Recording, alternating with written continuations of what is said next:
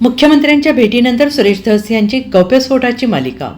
आता पंकजा मुंडेंचं नाव घेतलं। मस्साजोगचे सरपंच संतोष देशमुख हत्या प्रकरणात एकीकडे वाल्मिक कराडचा पाय खोलात जात असतानाच दुसरीकडे धनंजय मुंडे यांची अडचण वाढताना दिसत आहे।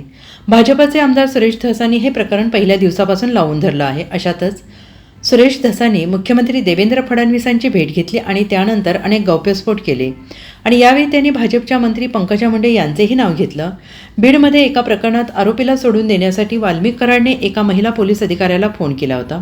त्याची ऑडिओ क्लिप आता व्हायरल होते आहे। वाल्मिक कराडच्या नव्या ऑडिओ क्लिपचा तपास करावा, फोनवरून बोलणाऱ्या महिला अधिकारी कोण याचा शोध घ्यावा अशी मागणी आमदार सुरेश धस यांनी केली आहे। मुख्यमंत्र्यांची भेट घेऊन आल्यानंतर माध्यमांशी बोलताना सुरेश धस यांनी म्हटलं आहे की परळीमधील भगवानगडावर झालेल्या दसरा मेळाव्यावेळी बोलताना पंकजा मुंडे म्हणाल्या होत्या की ज्यांच्याशिवाय धनंजय मुंडेंचे पान हलत नाहीत असे वाल्मिक कराड। आता वाल्मिक कराड आणि महिला अधिकाऱ्यामध्ये जो फोन झाला ते प्रकरण अतिशय गंभीर आहे। आता ते पान सुद्धा धनंजय मुंडे यांच्याशिवाय हल्लंय की नाही ते मला बघायचं आहे।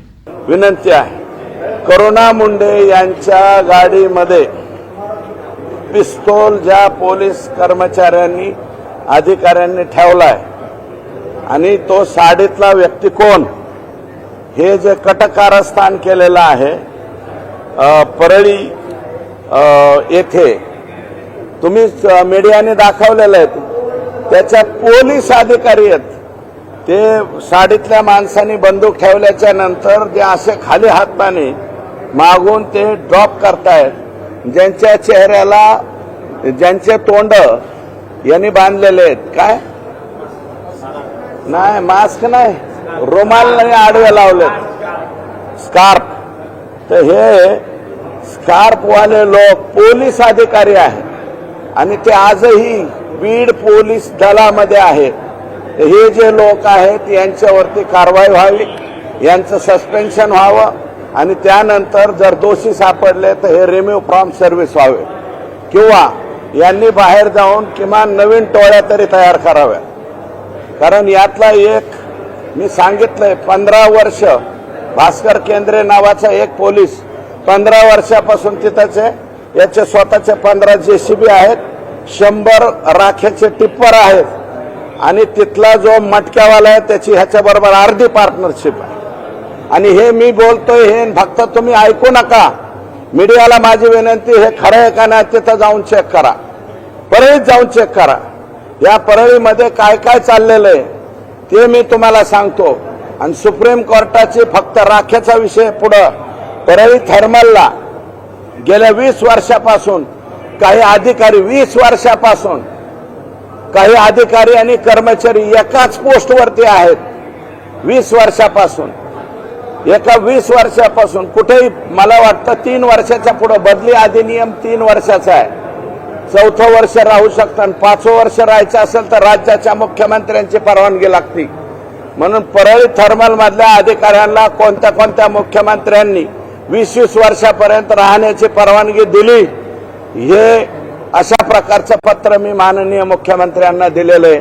आणि त्याचं जे स्वतंत्र डिपार्टमेंट आहे त्यांनाही मी पत्र देतोय, ते काय MSCTCL काय म्हणतात त्याला बरं का, एक मिनिट माझं होऊ द्या। मग त्याच्यानंतर परळी थर्मल मधला अवैध राखेचे जे साठे आहेत, अवैध राखेचे जे साठे आहेत, अवैध राखेचे जे साठे आहेत ते साठे जप्त करण्यात यावेत। कोणाकोणाचे आहेत त्यांची सगळ्यांची यादी माझ्याकडे आहे, ती यादी मी पोलीसकडे देणार आहे आणि थर्मलच्या अधिकाऱ्यांकडेही देणार आहे। त्याच्यामध्ये कोण कोण लोक आहेत उद्याच्याला मीडियात यांची नावं आल्याच्या नंतर तुम्ही आश्चर्यचकित व्हाल, अशा लोकांचे हे डेपो आहे। दुसरं, अवैध वाहतूक आजही परळी थर्मलच्या राखेची चालू आहे, दिवसा घाबरून बंद आहे, परंतु रात्रीची मात्र ही राख उचलली जाते आणि ही राख आता बाहेरच्या राज्यातली बंद झाली, बाहेरच्या जिल्ह्यातली बंद झाली, परंतु आमच्या जिल्ह्याअंतर्गत मात्र चालू आहे आणि बेमालूमपणे चालू आहे। त्याच्यामुळे ह्यांच्यावरती कारवाई व्हावी। भगीरथ बियाणी नावाचे एक व्यापारी आणि भारतीय जनता पार्टीचे कार्यकर्ते यांची अचानकपणे स्वतः गोळी झाडून आत्महत्या केली, त्या आत्महत्येची सुद्धा चौकशी व्हावी अशा प्रकारची मागणी मी या ठिकाणी केलेली आहे. गेल्या 50 दिवसापासून वाल्मिक करारावर 307चा गुन्हा दाखल करायची मागणी जी आहे ते महादेव गित्ते यांच्या पत्नी मीरा गित्ते यांनी केलेली आहे. 307चा गुन्हा दाखल करावा. महादेव गित्ते, महादेव मुंडे का गित्ते? महादेव गित्ते. हो, मग ते मागचं प्रकरण आहे ज्याच्यामध्ये त्यांनी स्टेटमेंट करताना वाल्मिक अण्णा केलता, तर यांनी दुसराच वाल्मिक अण्णा दाखवला. वाल्मिक अण्णा म्हणजे जिल्ह्यात एकच अण्णा आहे. डेंजर अण्णा कोण? एकच. हुकुम मेरे आका, एकच आका होता ना. दुसरा आकाचा आका आहे, पण आका मात्र एकच होता, जो आता काही क्लिप बीप सुद्धा बाहेर येतात.